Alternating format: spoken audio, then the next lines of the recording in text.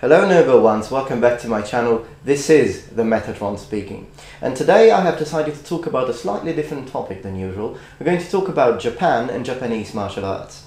Now, it's true that often I talk in my channel, I talk about Middle Ages and ancient Rome, but I am, at the end of the day, a linguist and an Orientalist.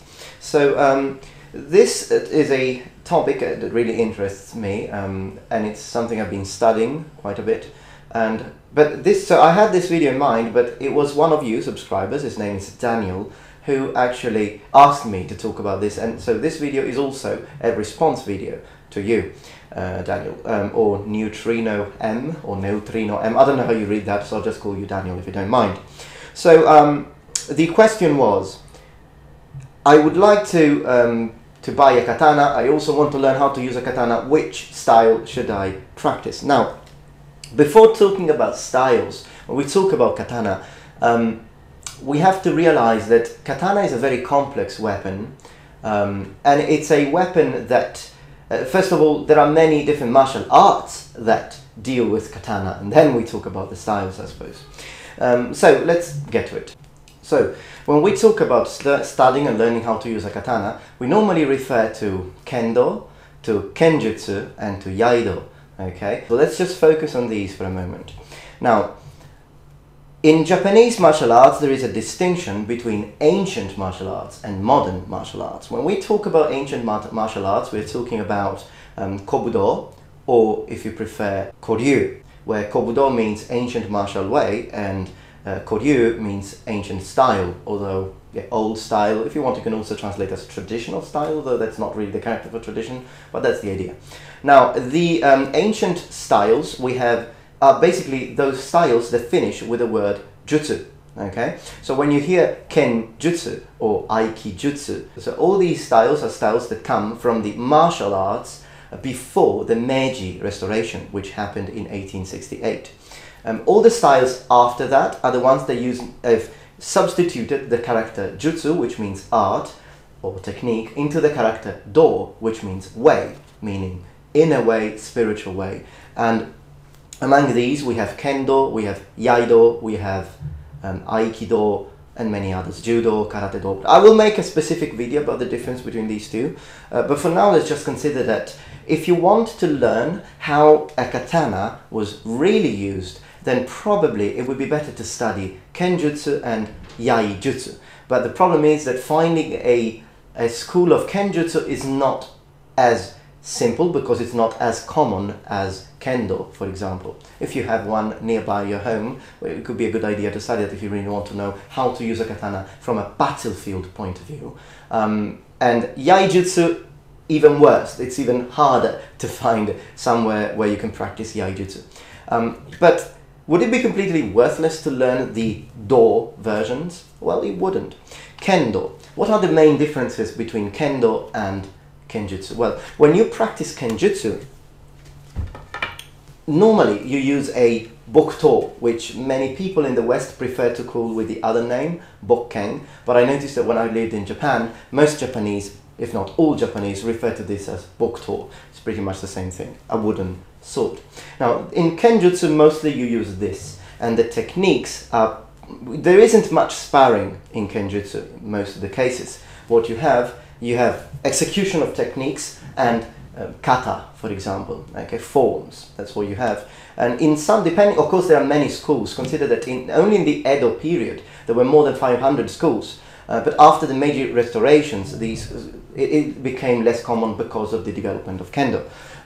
However, so Kenjutsu is good if you want to know how to use a katana, However, the problem with Kenjutsu that I have now is that it's not easy to find a school and that there is basically not much sparring involved. Okay? If you wanted to practice sparring, then Kendo probably is a good idea. Now, in Kendo, I've seen documentaries that say that in Kendo the only weapon is shinai, meaning the bamboo sword. That's not entirely true, because in Kendo you also use bokuto, but only normally for kihon. Whereas in a actual fight, in the sparring, you use the shinai, the bamboo sword, because it's obviously safer. So let's have a look at the sword. So a shinai is this. So basically, it's still pretty much similar to a katana. It's much lighter, because normally a shinai can weight, well, a katana weighs 1.2 kilos. It's probably half a kilo or something like that, depending also on the measure. There are several units of measurements, but this is the biggest you can get, basically, for a shinai. So shinai is used in Kendo, it's true, and if you are a Kendoka for most of your training and most of your life, you just use a shinai. But can the techniques used with a shinai be effective also for a katana? Yes, they could, although there are slight differences. For example, the way you grab it, you grip it. If you grip a katana, if I had to grip this shinai as a katana, I would simply grip it like this, okay? But when you grip a shinai, normally you just extend a little bit. And that's why, if you can see, I'm not sure if you can see the difference here. So this is how you grip a shinai, this is normally how you grip a katana. It's a slight difference, but the reason for that is because if you have a real sword and your life depends on this, you want to make sure you have a sure grip on the blade. So when you cut your opponent, you still have a good hold of your sword, and your cut will have more power. But in Kendo, what you really need to, you don't need to kill the opponent, you just need to touch him before he touches you. It doesn't really matter how strongly. Of course, the technique needs to be executed very well, so there's also etiquette, there's also the artistic form. You also need to scream where you are actually wanting to hit. So, of course, if it's too light, they might not even give you the point. So there are quite a few characteristics, but what you need to do, you need to score a point. You don't need to kill the opponent. So what you really want, you're going to sacrifice a bit of grip to gain more reach. That's something you normally do with a shinai, although that's, again, personal preference, probably. But so, and again, as I said, the weight. So if you train all your life with a shinai, for you a katana might be a little heavier, considering that it is heavier than this. You might be a little slower than you would normally be with this, but still very effective, very practical. The problem with Kendo is that it's been simplified. So there are a lot less possible cuts, a lot less possible stances. So mostly in Kendo you have chudan, right? This one here. And then you have jodan, this one here. And occasionally you also have gedan, but gedan in Kendo, it means that the tip of my shinai, instead of pointing to the eyes of the opponent, it will be basically flat, so pointing to the door of the opponent. So that's going to be a gedan in Kendo, whereas a gedan in Kenjutsu was a lot lower than that. There is no waki anymore, not much anyways. Well, there is in kata, but not in fighting, and there is not much hustle, although occasionally I see it. But there are a lot less stances, a lot less cuts. But some people say that because of this, Kendo is a sport. To these people I say that you haven't got a clue how Japanese culture sees and how Japanese people see Kendo, with all due respect. What it means by that, okay, so if you're talking to someone and they tell you, no, Kendo is a sport, Kenjutsu is the martial art, just tell them that it's not true, they're wrong. You can say this 100% sure. Not because I say that, but because the Japanese say that. And I've lived in Japan 3.5 years, and apart from my university degree in Oriental Studies. Kendo is Budo, and Budo means martial arts, and it's very different from sport. It's the very first thing that my Kendo sensei taught me when I was in Japan. This is not a sport. And you see this because you see that there is respect for the opponent, the way they bow before they fight, always looking at the opponent, but yeah, that's the idea. The way, if you're happy, for example, after scoring a point and you start doing this, even if you just slightly do this, they will cancel the point. So it's very, very martial, and yes, so it is a martial art. Also the respect for the shinai. Shinai needs to be treated as if it was a metal katana.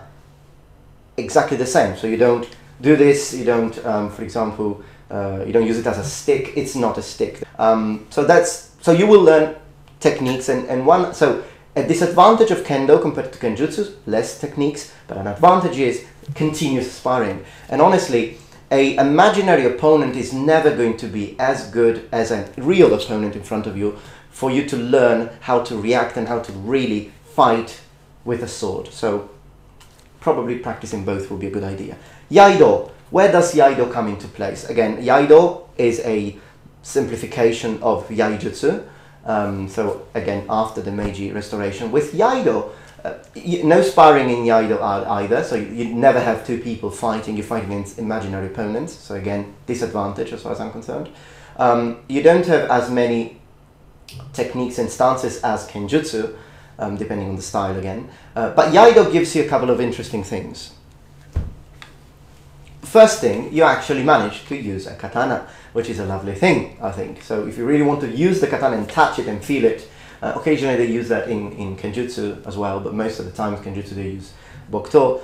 In Iaido sometimes you do begin with Bokuto, but then you will move to a Yaito. Now what a Yaito is, this is not a Yaito actually. A Yaito is a dull katana. Does this mean that this is sharp? It's not, but it's still not a Yaito. So this is a dull katana, but it's still not a Yaito. A Yaito needs, in order to be a Yaito, it needs to be made of aluminium and zinc. If it's made of steel, like this one, no matter, it doesn't matter that it's dull, it's still not a Yaito. It's just a matter of, it's still not a Yaito, and it's just a matter of how the law works in Japan. And it's very strict as far as weapons are concerned. Although occasionally masters use also sharp swords, which are called shinken, so real sword. So Iaido teaches you a lot about drawing the sword, which is called batto in Japanese. Okay, executing your techniques, so probably ending the fight in one strike, possibly, or two, and then to do the noto, which I'm not performing very well now, but just,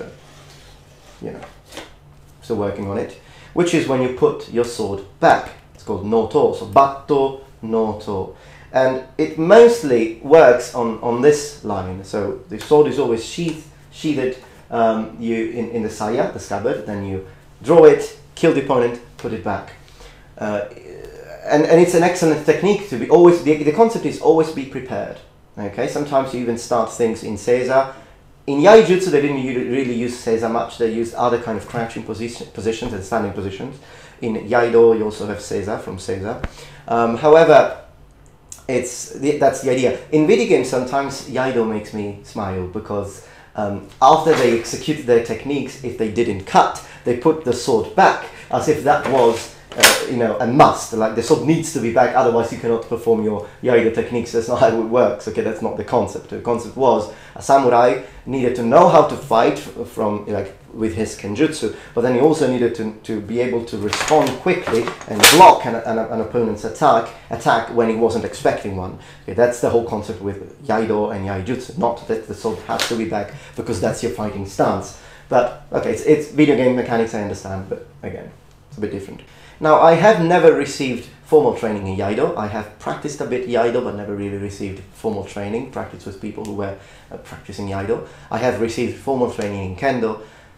What I have gathered for these few years of experience that I have is, if you really want to know how to use a katana just as much as a samurai did, or close to how a samurai would do his training, you need to practice Iaido, Kendo, and Kenjutsu. That's what I think. Then you will have a complete idea. If you can only pick one, pick depending on your own preferences. So, do you want to try actual sparring and use your techniques against an opponent who wants to hit you? Kendo is for you. Do you want to know how to fully use the katana, understanding all the possible positions and fighting motions and understand fully how to use it, although that's going to, even though you're not going to actually spar much unless you do it with your friends, then Kenjutsu is okay.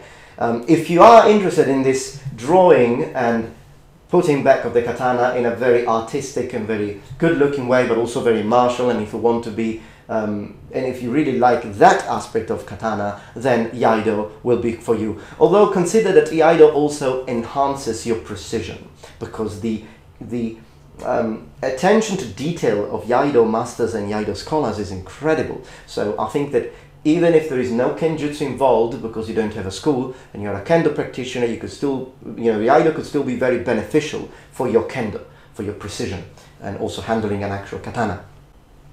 Now for the styles, you have to consider that there are many different styles. Now for Kenjutsu, I will only mention two.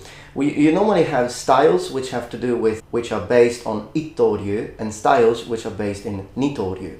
Now, Itto-ryu is when you hold your katana with both hands, okay?